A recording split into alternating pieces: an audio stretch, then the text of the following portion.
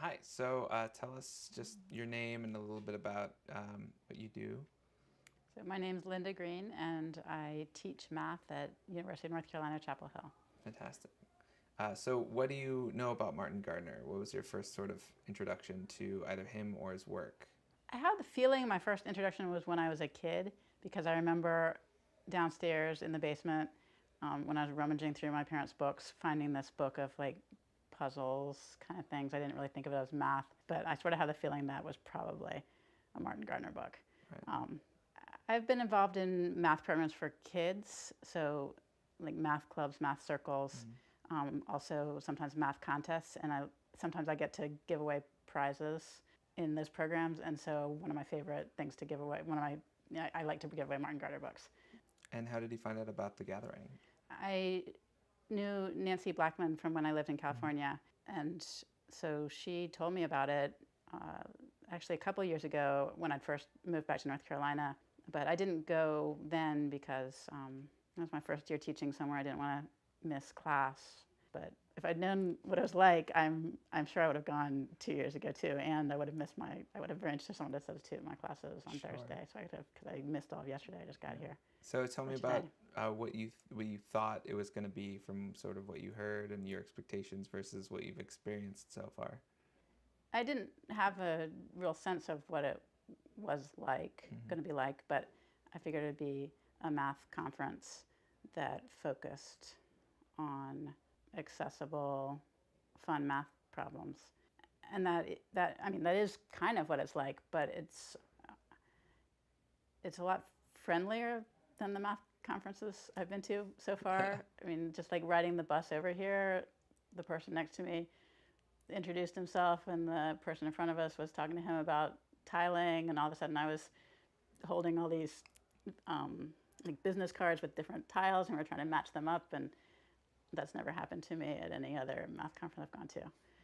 I guess I expected there'd be something to do with magic, but there's just been lots of all kinds of creative art and making things. I didn't really understand that this afternoon was going to be all about building math sculptures. I was expecting it to be more of a traditional math conference, go to talks. But I found my way over here, and I'm glad I've been part of this. So how does this from like sort of compare let's say the last math conference you went to versus what you've sort of experienced today? Every math conference I go to seems to get better and better. So I think this might be, I'm not really expecting it to get much better than this. This might be like, I might have reached the top here, but I was trying to think how to describe it to my son, who also likes math. And I was thinking maybe it's like going to see Pixar shorts or something, because it's just like 6-minute slots of clever and entertaining math. So you were mentioning that you give the Martin Gardner books as prizes and presents.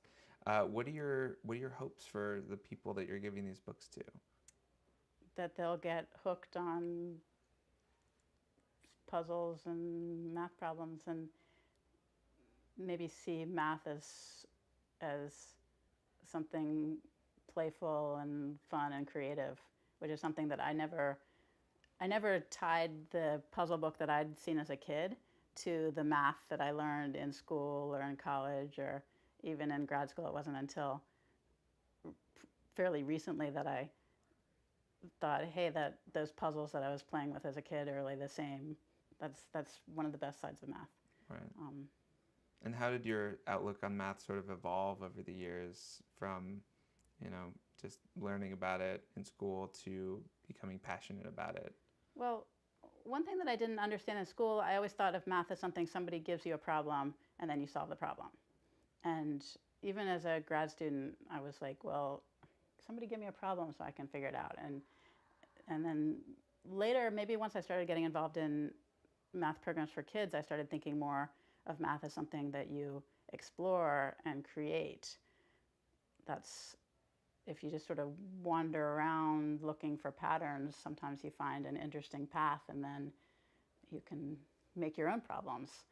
And even though maybe somebody might have told me that, I didn't really get it as much. So I hope that I might be able to show kids the exploration side of math that they can make up their own problems. They can find their own patterns, look at anything that's interesting to them is valuable.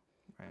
So I hope that maybe I can show kids that idea about math, and maybe books like Martin Gardner books can help them see math that way.